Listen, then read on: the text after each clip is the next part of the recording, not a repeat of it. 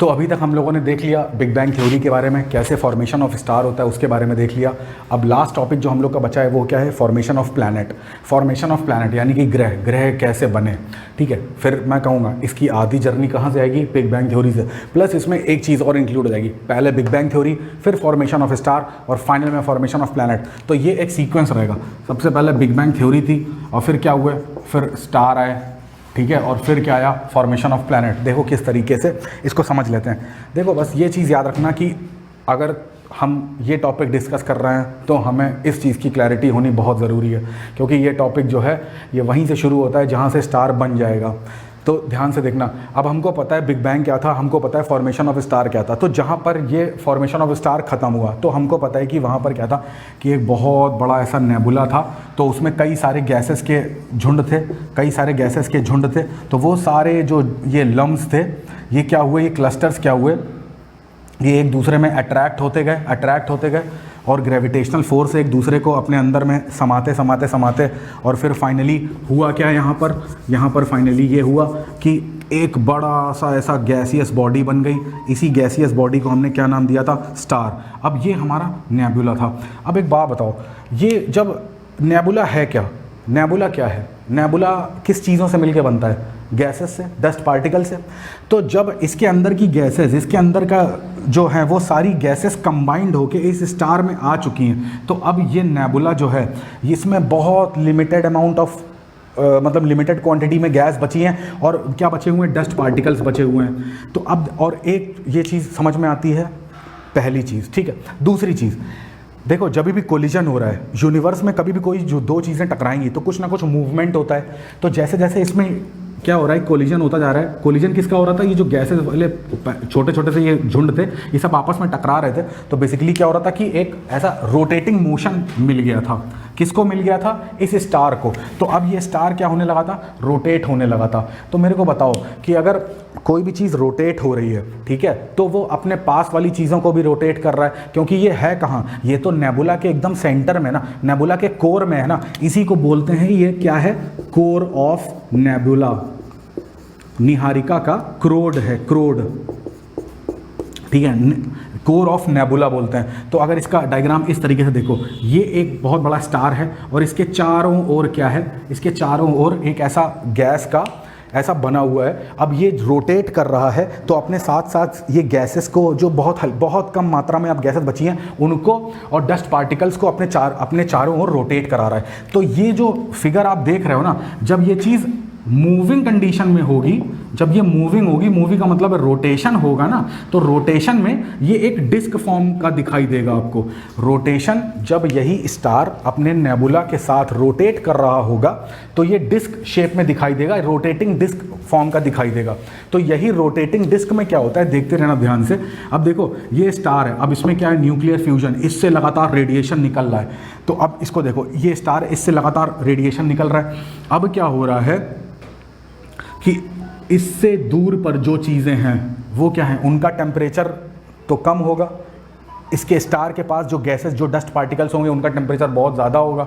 जैसे जैसे इससे दूर जा रहे हैं, तो यहाँ पे अगर बात करें, यहाँ पर कोई पार्टिकल है तो इसका टेम्परेचर क्या है, लेस है।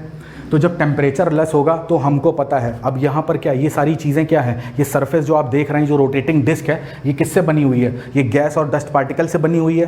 तो जब गैसेस का टेम्परेचर डाउन होता है, तो हमको पता है जब टेम्परेचर डाउन होता है तो एक प्रोसेस होता है, उसको बोलते हैं कंडेंसेशन या संघनन। संघनन का मतलब है कि अब इस जगह पर जहाँ पर टेम्परेचर डाउन होता है, वहाँ पर और ज़्यादा गैसेस आकर मिलने लग जाती हैं, और ज़्यादा कलेक्शन ऑफ गैसेस होने लग जाता है। देखो कैसे, देखो कंडेंसेशन बेसिकली है क्या, अगर फिजिक्स में इसको तुम जानोगे तो ये समझो कि कंडेंसेशन बोलते हैं जब भी कोई गैस होती है तो वो किस में कन्वर्ट होती है, लिक्विड में। अब देखो ध्यान से, जो गैस है, गैस का मतलब क्या होता है, उसके पार्टिकल्स जो होते हैं वो काफ़ी दूर दूर होंगे, उनके पार्टिकल्स के बीच की डिस्टेंस काफ़ी दूर दूर होगी। जो लिक्विड होता है, इसके पार्टिकल्स जो हैं इन कंपैरिजन टू गैस काफ़ी नियर पास होंगे। और अगर सॉलिड की बात करते हैं तो उसके तो पार्टिकल्स बहुत ही पास होते हैं। तो देखो अगर गैस है तो गैस का टेम्परेचर अगर क्या कर रहे हो तुम, कम कर रहे हो, किसी भी बॉडी का टेम्परेचर जब हम डिक्रीज करते हैं तो वो बॉडी कंप्रेस होती है, श्रिंक होती है। जब उसका टेम्परेचर इंक्रीज करते हैं तो वो बॉडी एक्सपेंड करती है। गर्मियों में क्या होता है, फैलना, और ठंड में क्या होगा, सिकुड़ना। तो ये क्या है, ये है एडियाबैटिक कूलिंग, एडियाबैटिक हीटिंग बोलते हैं इसको। तो जब भी गैस का टेम्परेचर डाउन हो रहा है तो उसमें क्या हो रहा है, कंडेंसेशन। कंडेंसेशन का मतलब है कि इसके जो पार्टिकल्स हैं, गैस का टेम्परेचर डाउन होगा तो इसके जो पार्टिकल्स हैं वो अब क्या होंगे, इनके बीच की डिस्टेंस जो है वो कम होना स्टार्ट हो जाएगी। तो अब वो और पास पास आ जाएंगे, ये सारे पार्टिकल जो हैं वो पास पास आ जाएंगे। अब दूर दूर नहीं रहे कोई पार्टिकल, अब सब पास पास आ गए। क्यों? क्योंकि टेम्परेचर डाउन हो गया। डाउन हो गया तो बॉडी ने कंप्रेस करना स्टार्ट कर दिया। मेरे को बताओ कि अगर ये एक मॉलिक्यूल था, ठीक है, उसके अंदर सारा एक इतना बड़ा एटम था, उसके अंदर ये सारे मॉलिक्यूल्स हैं। अब ये सारी चीज़ें पास पास आ गई, पहले चीज़ें दूर दूर थी। तो अब जब चीज़ें पास पास आ जाएंगी तो इस पूरे ये एरिया, तो जहाँ वो एरिया ब्लैंक हो गया, तो इस एरिया को भरने के लिए और सारी गैसेस के मॉलिक्यूल्स आ जाएंगे यहाँ पर। तो बेसिकली उतनी ही जगह में कई सारे मॉलिक्यूल्स आ जाएंगे। तो कहने का मतलब है ये जो गैस है अब वो कैसी हो जाएगी, वो काफ़ी डेंस हो जाएगी। इसकी जो डेंसिटी है वो क्या हो जाएगी, इंक्रीज हो जाएगी। मेरे भाई, एक कमरे में अभी तक 5 लोग थे, अभी उसी कमरे में 10 लोग और आ गए तो अब 15 लोग हो गए। तो किसकी डेंसिटी ज़्यादा है, एक एरिया उतना ही है, उसमें 15 लोग हैं और पहले कितने थे, 5 लोग तो डेंसिटी बढ़ गई। तो एक मॉलिक्यूल का साइज भाई, कई सारे एटम आ गए। तो अभी क्या हुआ, और ये सब कब हो रहा है, कंडेंसेशन के बाद हो रहा है, ठीक है। तो ये क्या हो जाएगी, गैस क्या हो जाएगी, डेंस हो जाएगी और सारी गैसेस आके वहाँ मिलने लग जाएंगी। तो यहाँ पर इसकी बॉडी, यहाँ पर कुछ डेंस टाइप की बॉडी बनना स्टार्ट हो जाएगी थोड़ा सा। अब यहाँ पर डस्ट पार्टिकल भी जब इंक्लूड होंगे तो ये बोला जाएगा कि ये थोड़ा सा ये सॉलिड में कन्वर्ट होना चले जा रही है, सॉलिड में कन्वर्ट होती जा रही है। तो यहाँ पर इसकी डेंसिटी इस सरफेस में क्या होगा, ऐसे डेंस होते होते कुछ पार्टिकल्स ऐसे बनने स्टार्ट हो जाएंगे। इन पार्टिकल्स, ये ऐसे ऐसे पार्टिकल्स, कुछ और थोड़े बड़े, कुछ इस तरीके के पार्टिकल्स बनने स्टार्ट हो जाएंगे। इनको बोलते हैं प्लैनेटेसिमल्स, या हिंदी में ग्रहाणु। इनको बोलते हैं प्लैनेटेसिमल्स। प्लैनेटेसिमल्स क्या होते हैं, रोटेटिंग डिस्क पर उसका टेम्परेचर डाउन होने से वहाँ पर जो गैसें होती हैं उनका संघनन होने से ग्रहाणुओं का निर्माण होता है। इतनी बात समझ में आ रही है आपको? तो ये थे प्लैनेटेसिमल्स। प्लैनेटेसिमल्स का मतलब क्या था, ये कैसे बने, मैंने आपको पूरा प्रोसेस बता दिया कि जो यहाँ पर डिस्क पर जो गैसेस, जो डस्ट पार्टिकल थे, उनका कंडेंसेशन हुआ, कंडेंसेशन से वो और पास आ गए तो बाकी अगल बगल के जो भी पार्टिकल्स है वो भी इनके पास आ गए इस चीज़ को भरने के लिए। क्योंकि टेम्परेचर डाउन हुआ है, बॉडी श्रिंक हुई है, उस जगह ब्लैंक स्पेस खाली हुआ है, उस स्पेस को फुलफिल करने के लिए ये सारी चीज़ें हो गई। तो ये तो पार्टिकल्स के फॉर्म में दिखने लगे। अभी गैसेस फॉर्म में था, अभी ये कैसे लगे ना, पार्टिकल्स के फॉर्म में बनने लगे। तो इनको बोलते हैं प्लैनेटेसिमल्स। अब यही प्लैनेटेसिमल्स, ध्यान से देखिए, यही प्लैनेटेसिमल्स सेम एज इट इज़ जब एक दूसरे के कॉन्टैक्ट में आएंगे, यहाँ पर प्लैनेटेसिमल बन रहा है, यहाँ पर ग्रहाणु बन रहा है, यहाँ पर बन रहा है, ये जब एक दूसरे के कॉन्टैक्ट में आएंगे तो क्या होगा, देखिएगा ध्यान से। जो मैटर इसमें है वही मैटर इसमें है, वही मैटर इसमें है, सारे में वही मैटर है। तो हमने फिजिक्स में एक और चीज़ पढ़ी है, फिजिक्स में एक पढ़ा है, एक फोर्स होता है कोहेसिव फोर्स। कोहेसिव फोर्स की हिंदी होती है ससंजक बल। ससंजक बल का मतलब होता है कि एक ही पदार्थ के अणुओं के बीच लगने वाले बल को ससंजक बल कहते हैं। एक ही मैटर के जो मॉलिक्यूल्स होते हैं उनके बीच में जो अट्रैक्शन फोर्स लगता है उसको कोहेसिव फोर्स बोलते हैं। जैसे देखा होगा, एक आपने पानी की बूंद लीजिए और 2 पानी की बूंद हैं, वो अगर पास में आएंगी तो मिलके एक बड़ी सी पानी की बूंद बना लेती हैं। तो वो क्या है, दोनों का मैटर तो सेम है, वो क्या है, H2O। तो वो पास आके क्या बना लेगी, एक बड़ी सी बूंद बना लेगी, सेम एज इट इज़। यहाँ पर क्या है, इसका भी मैटर वही है जो इसका मैटर है। तो ये दोनों कोहेसिव फोर्स के कारण जो है वो एक साथ आएंगे कांटेक्ट में और ये क्या बना लेंगे, प्लैनेटेसिमल से एक बड़ा सा पार्टिकल बना लेंगे। इसी तरीके से ये भी इसके पास आके एक और बड़ा सा पार्टिकल बना लेगा। तो ऐसे ये बड़े ह्यूज पार्टिकल्स जब बना लेंगे तो प्लैनेटेसिमल्स जब आपस में क्या होते हैं, ऐड हो जाते हैं, तो वो किसका फॉर्म ले लेते हैं, एक प्लैनेट का, एक ग्रह का निर्माण ऐसे होता है। मेरी बात समझ में आई? और जब ग्रह का निर्माण भी हो गया, जब हमारे स्टार का भी निर्माण हो गया, तो अब इस नेबुला को ध्यान से देखिए, इस नेबुला का अस्तित्व हो गया खत्म। नेबुला का मतलब होता है क्लाउड। क्लाउड का मतलब होता है किस चीज़ का क्लाउड भाई, किस चीज़ का क्लाउड, गैस का क्लाउड। आधी से ज़्यादा गैसेस लग गई तारे को बनाने में, उसके बाद जो बची गैस और डस्ट पार्टिकल थी वो बन गई ग्रह बनाने में। अब यहाँ पर कुछ भी नहीं बचा, तो कहने का मतलब है ये जो नेबुला था ये क्या हो गया, ख़त्म हो गया। अब यहाँ पर बचा है केवल नेबुला का कोर और ये उसके चारों ओर रोटेशन होने वाले प्लैनेट। तो ऐसे ही हमारी अर्थ का भी निर्माण हुआ है। अर्थ का कोई अलग से फिनोमिना नहीं है कि हम बताएं कि इवोल्यूशन ऑफ अर्थ कैसे बनी, उसका बनने का प्रक्रम सेम है, बस कुछ घटनाएं अर्थ पे बाकी ग्रहों से अलग हुई हैं जिनके कारण यहाँ पर जो है वो जीवन पॉसिबल हुआ है, लाइफ पॉसिबल हुई है।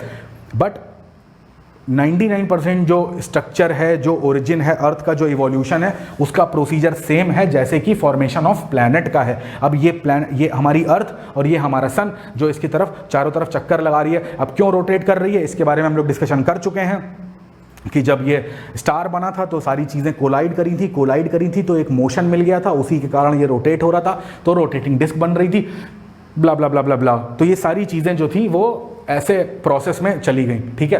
तो हम लोगों ने बेसिकली क्या था कि यहाँ पर आके हम लोगों ने मॉडर्न थ्योरी को कंप्लीट कर लिया। Big bang theory, origin of universe, formation of star, formation of planet. अच्छा, इसमें एक छोटी सी बात ये रह गई है, जान लीजिए। एनसीईआरटी में एक साइंटिस्ट हैं हॉयल करके, तो ये जो साइंटिस्ट हैं इन्होंने बोला था, इन्होंने एक थ्योरी दी थी स्टडी स्टेट करके। स्टडी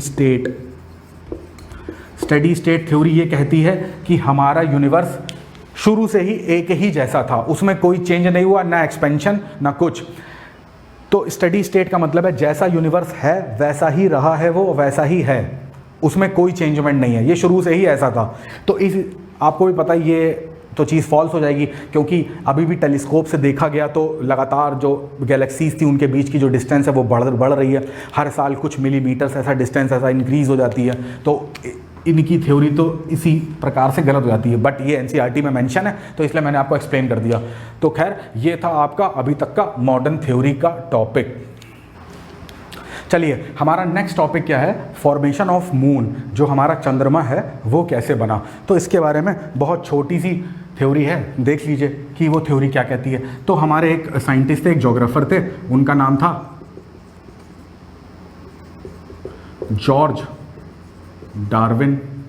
तो सबसे पहले कि फॉर्मेशन ऑफ मून कैसे हुआ, तो सबसे पहले इन्होंने अपनी एक हाइपोथेसिस दी।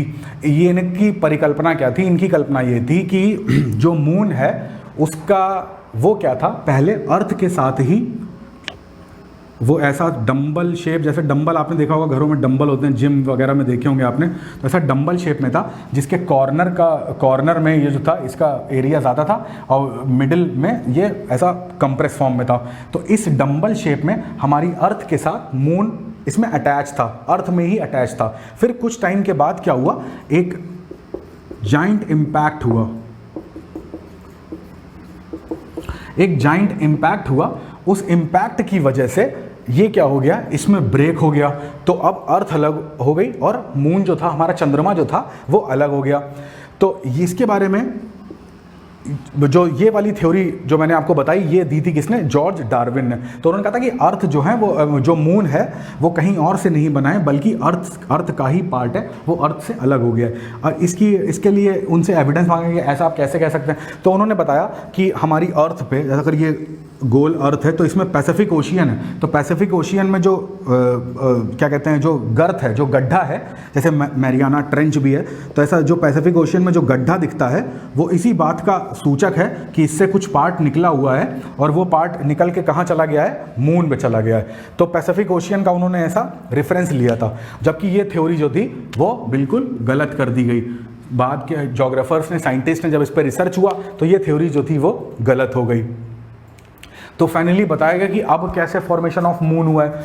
तो ये बताया गया कि बहुत समय पहले जब हमारी अर्थ बन चुकी थी उसके बाद एक बहुत बड़ा प्लैनेट नहीं कहेंगे सॉरी, एक बहुत बड़ी सेलेस्टियल बॉडी थी। सेलेस्टियल बॉडी जो खगोलीय पिंड था वो अर्थ से लगभग 1 से 2 गुना, 2 से 3 ट्रिपल टाइम्स उसका जो मास था वो अर्थ से बड़ा था। ये हमारी अर्थ है, ई से डिनोट कर रहा हूँ, ये कोई सेलेस्टियल बॉडी है एक्स। तो वो अर्थ की तरफ आया और अर्थ से इसका कोलिजन हुआ। तो अर्थ से जब इसका कोलिजन हुआ तो इसको भी बोला गया है कि ये इम्पैक्ट हुआ। तो उस कोलिजन की वजह से अर्थ का एक पोर्शन जो था वो टूट गया, और टूट के क्या हुआ, अलग हो गया, और वो अर्थ को रोटेट करने लग गया। तो इसी टूटे हुए पोर्शन को क्या बोला गया कि वो क्या है, हमारा मून है। तो ये थ्योरी काफ़ी हद तक एक्सेप्टेबल है, और इसी से हमारे मून का फॉर्मेशन हुआ। तो ये था बेसिकली फॉर्मेशन ऑफ मून, जो हमारी एनसीईआरटी में गिवन है, जो हमें जानना ज़रूरी है। इतनी बेसिक सी चीज़ थी। नेक्स्ट टॉपिक जो हम लोग डिस्कस करने जा रहे हैं वो है सोलर सिस्टम। अब देखिए 11th के एनसीईआरटी में इसका एक बहुत छोटा सा पोर्शन दे रखा है, बट इसके बारे में अगर आपको बेसिक चीज़ें जाननी है तो आप क्लास 6 की एनसीईआरटी भी फॉलो कर सकते हैं। ठीक है, तो क्लास 6 की एनसीईआरटी पढ़ेंगे, उसमें पूरा चैप्टर सोलर सिस्टम के बारे में और बहुत बेसिक और इंपॉर्टेंट चीज़ें उसमें दे रखी हैं। तो मैं चाहता हूँ कि उसको भी आप पढ़ें, और अगर और भी सोलर सिस्टम के बारे में इंफॉर्मेशन चाहिए होगी तो आप कमेंट करके बताइएगा, तो मैं इस पर एक सेपरेट लेक्चर बना दूंगा। खैर, तो अभी जितना 11th की एनसीईआरटी में सोलर सिस्टम का पोर्शन है वो हम लोग जान लेते हैं। बहुत बेसिक और आसान बातें हैं, बट इसको जानना ज़रूरी है। ठीक है, तो देखिए हमारा जो सोलर सिस्टम है उसमें क्या है, सोलर सिस्टम की जब भी बात करते हैं तो उसमें हमारी जो गैलेक्सी हैं, हमारे स्टार्स हैं, हमारे प्लैनेट्स हैं, मेटेरॉइड, एस्टेरॉइड्स, कॉमेट्स, ये सारी चीज़ें जो हैं हमारे सोलर सिस्टम का हिस्सा हो जाती हैं। तो देखिए बेसिक चीज़ें हम लोग सोलर सिस्टम के बारे में एक बार देख लेते हैं। तो अगर सन की बात करें तो ये एक स्टार है हमारे गैलेक्सी में, तो ये ऑर्डर है। हमारे जो प्लैनेट्स हैं 8 प्लैनेट्स हैं। अब इसमें 9 नहीं है क्योंकि प्लूटो जो है वो क्या हुआ 2006 में उसको क्या कर दिया गया, ड्वार्फ प्लैनेट डिक्लेयर कर दिया गया। तो अब वो प्लैनेट की क्राइटेरिया फुलफिल नहीं कर पाया, तो वो प्लैनेट नहीं रहा, अब वो ड्वार्फ प्लैनेट है। ठीक है, तो अब देखते हैं ध्यान से, इसमें कुछ इंपॉर्टेंट बातें जो हमें एनसीईआरटी में गिवन है वो मैं आपको बता देता हूँ। तो देखिए शुरू के जब बात करते हैं तो शुरू के ये जो 4 आप प्लैनेट देखते हैं, तो इन प्लैनेट्स को क्या बोलते हैं, इनको बोलते हैं इनर प्लैनेट्स। इनका दूसरा एक नाम है, इसको बोलते हैं टेरेस्ट्रियल प्लैनेट्स। और लास्ट के जो ये 4 प्लैनेट्स हैं इनको क्या बोलते हैं, इनको बोलते हैं जोवियन प्लैनेट्स, या इसका एक बहुत ही बेसिक सा नाम है आउटर प्लैनेट्स। तो अब इनका आउटर प्लैनेट्स, तो ये इनर प्लैनेट्स थे तो उसी हिसाब से आउटर प्लैनेट्स, और इनको बोलते हैं टेरेस्ट्रियल प्लैनेट्स या जोवियन प्लैनेट्स। ठीक है, टेरेस्ट्रियल की हिंदी होती है पार्थिव ग्रह, पार्थिव ग्रह। इनर प्लैनेट्स मतलब आंतरिक ग्रह। अब ये आंतरिक है तो ये कौन से हो गया, बाह्य। जोवियन की हिंदी भी जोवियन होगी, जोवियन का मतलब होता है जुपिटर से। ठीक है, तो इनका साइज कैसा है, बहुत बड़ा है, इनका साइज छोटा है इनके कंपैरिजन में। तो देखें, ध्यान से देखते हैं। अब देखिए इन ग्रहों की कुछ खास बात यह है कि अगर आप डेंसिटी के पॉइंट ऑफ व्यू से बात करेंगे ना, मैं प्लैनेट की डेंसिटी की बात कर रहा हूँ, बड़े ध्यान से सुनिएगा। प्लैनेट की जो डेंसिटी है उसके कंपैरिजन में अगर हम यहाँ पे लिखता जा रहा हूँ, ध्यान से दीजिएगा, जो डेंसिटी या घनत्व की बात करेंगे ऑफ प्लैनेट्स, तो उसमें जो इनर प्लैनेट्स हैं उनकी डेंसिटी ज़्यादा है आउटर प्लैनेट्स के कंपैरिजन में। बड़े ध्यान से इसको सुनिएगा, क्यों, क्योंकि ये सारे बने हैं कैसे, ये सारे इनर प्लैनेट्स जो हैं ये बने हुए हैं, ये बने हैं सारे इनर प्लैनेट्स आपके किससे, मेटल से, धातुओं से बने हैं। ये किससे बने हैं, रॉक, शैल से बने हुए हैं। ठीक है, तो मेटल्स और रॉक से बने हैं, जबकि ये वाले जो सारे प्लैनेट्स हैं ये सब किससे बने हुए हैं आपके, ये गैस से बने हुए हैं। तो ऑब्वियसली जो सॉलिड मटेरियल होगा उसकी डेंसिटी कैसी होगी, वो उसके मॉलिक्यूल्स पास में होंगे, उसकी डेंसिटी ज़्यादा होगी इन कंपैरिजन टू गैस। तो मैं बात कर रहा हूँ केवल इनके प्लैनेट की, प्लैनेट के जो प्लैनेट है उसका। तो डेंसिटी ऑफ प्लैनेट्स के कंपैरिजन में बात करेंगे तो इनर प्लैनेट्स की जो डेंसिटी है वो आउटर से ज़्यादा है। अगर मैं बात करूँगा कि इनर प्लैनेट्स में जो गैसेस हैं, मेरी बात ध्यान से सुनिएगा, इनर प्लैनेट्स में जो गैसेस हैं उनकी डेंसिटी की बात करूंगा। अगर मैं बात कर रहा हूं एटमॉस्फेयर की, अगर मैं बात कर रहा हूं एटमॉस्फेयर की, तो एटमॉस्फेयर डेंसिटी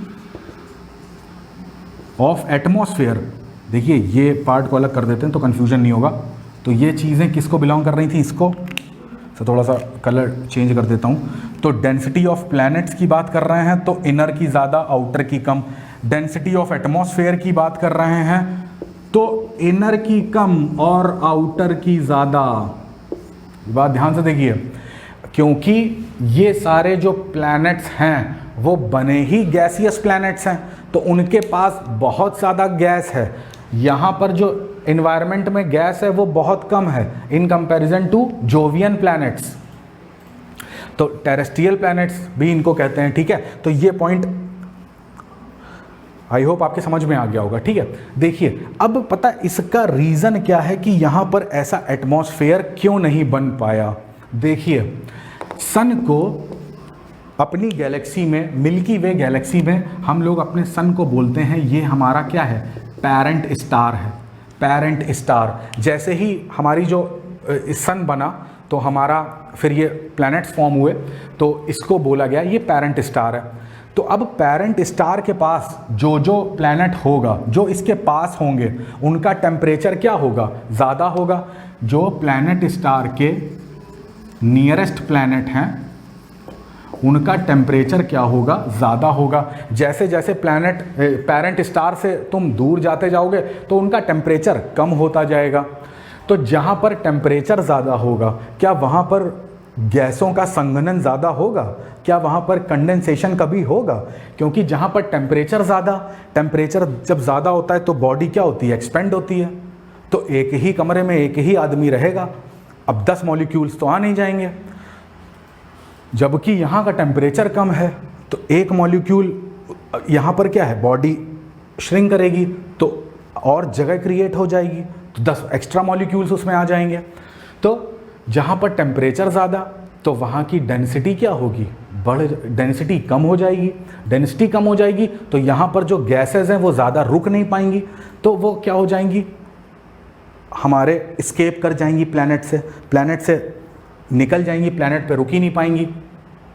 तो मैं पहला पॉइंट आपको ये बताने की कोशिश कर रहा हूँ कि पेरेंट स्टार से जो डिस्टेंस है वो भी एक रीज़न है कि यहाँ पर एटमॉस्फेयर में इतनी गैसेस क्यों नहीं हैं। और वहाँ पर जुपिटर, सैटर्न, ये सब गैसियस प्लैनेट्स हैं, यहाँ सब में इतनी गैसेस क्यों हैं, क्योंकि यहाँ पे टेम्परेचर कम है तो कंडेंसेशन, संघनन बहुत है गैसों का। तो यहाँ पर कोई गैस निकल नहीं पाई, ये वहीं पर एकत्रित होती चली गई, तो वहाँ पर बहुत ज़्यादा संघनित अवस्था में गैसेज हैं, जबकि यहाँ पर नहीं है क्योंकि यहाँ का टेम्परेचर बहुत ज़्यादा है। दूसरा रीज़न, पहला रीज़न तो ये था, दूसरा रीज़न देखिए, जो हमारा पेरेंट स्टार सन है, इससे क्या निकलती हैं, सोलर विंड्स निकलती हैं। जो सोलर विंड्स होती हैं ये काफ़ी ज़्यादा वार्म होती हैं, इनका टेम्परेचर बहुत हाई होता है।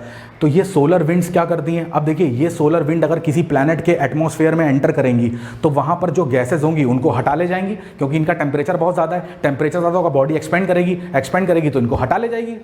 तो ये जैसे ही मार्स के ऊपर या वीनस या अर्थ के ऊपर ये सोलर विंड्स जो हैं इनका प्रभाव रहता है यहाँ तक, तो जहाँ तक इनका प्रभाव रहता है वहाँ तक ये वायुमंडल में जो भी हल्की गैसेस होती हैं इनको उड़ा के ले जाती हैं। तो यहाँ पर देखिए आप बहुत कम गैसेस मिलेंगी आपको, in comparison to Jovian planet तक ये नॉट रीचेबल हो जाते हैं उनके लिए। किसके लिए, सोलर विंड्स के लिए। तो वहाँ पर काफ़ी ज़्यादा कलेक्शन ऑफ जो गैसेज है वो बढ़ जाती हैं, तो वहाँ पर ये लोग जा नहीं पाती हैं, ये सोलर विंड जो हैं वो जा नहीं पाती हैं, तो वहाँ के वायुमंडल में जो गैसेज हैं वो बनी रहती हैं, उसको ये उड़ा नहीं पाती हैं। तीसरा पॉइंट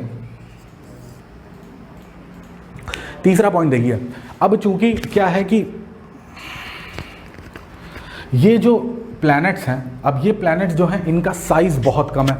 अब देखिए इनकी जो ओवरऑल डेंसिटी की बात करें तो इनसे कम है, तो इनके पास इतना ग्रेविटेशनल फोर्स नहीं है। जो जितना डेंस प्लैनेट होगा उसके पास उतना ज़्यादा ग्रेविटेशन फोर्स होगा। तो ये वाले साइज़ में बहुत बड़े हैं तो इनका ग्रेविटेशनल फोर्स भी बड़ा है। तो इनका ग्रेविटेशन फोर्स बड़ा, ये अपने वायुमंडल को पूरी तरीके से रोके रखते हैं, वहाँ पर जो गैसेस हैं उसको एस्केप नहीं होने देते। जबकि इनर प्लैनेट्स की बात करें या टेरेस्टेरियल प्लैनेट्स की बात करें तो इनका वायुमंडल इनका गुरुत्वाकर्षण जो है वो इतना स्ट्रांग नहीं है। तो यहाँ पर क्या था कि हाइड्रोजन, हीलियम गैसेस क्या थी, एकदम से क्या कर गई, एस्केप कर गई यहाँ से, तो यहाँ पर रुक नहीं पाई। तो यहाँ पर इतनी ज़्यादा गैसेस आपको नहीं, यहाँ के वायुमंडल में इतनी ज़्यादा डेंसिटी आपको देखने को नहीं मिलेगी, क्योंकि इनका ग्रेविटेशनल फोर्स, गुरुत्वाकर्षण इतना स्ट्रांग नहीं है कि उन सब गैसेस को रोक सकता। जो हल्की गैसेस थी वो तुरंत फुर्र हो गई यहाँ से, जबकि यहाँ पर रोक ली गई। तो ये बेसिकली कुछ चीज़ें थी, बेसिक चीज़ें जो हमें 11th की NCERT में थी, हमारे सोलर सिस्टम चैप्टर के अंतर्गत हमको पढ़नी थी।